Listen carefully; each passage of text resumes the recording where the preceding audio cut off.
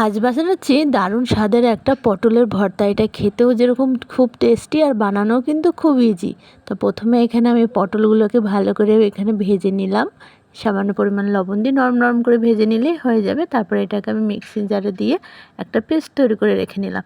আর এইদিকে আমি একটা কড়াইতে তেল গরম করে সেখানে কালো জিরে দিয়ে দিয়েছি, আর দিয়ে দিয়েছি কিছুটা রসুন কুচি আর পেঁয়াজ কুচি, আর দিয়ে দিলাম লঙ্কা কুচি। এটাকে ভালো করে একটু ভেজে নিতে হবে। ভেজে নিয়েছি, আর এখানে একটা ভাজা মাছটাকে কাঁটাটা ভালো করে ছাড়িয়ে নিয়েছি।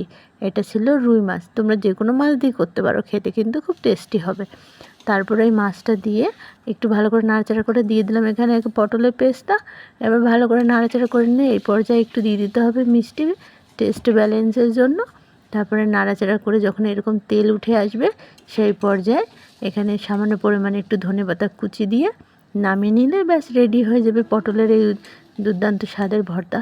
আর তোমরা বিশ্বাস করবে কিনা জানি না, এরকম যদি একটা ভর্তা থাকে সেখানে মাছ মাংসও খাওয়ার ইচ্ছে হবে না। দারুণ টেস্টি এই ভর্তাটা, খেতে কিন্তু অপূর্ব হয়েছিল। তোমরাও একবার ট্রাই করে দেখতে পারো। আর ভিডিওটি ভালো লাগলে একটা লাইক করে দিও, আর যারা নতুন হয়ে থাকো তাহলে একটা সাবস্ক্রাইব করে দিয়ে পাশে থেকো।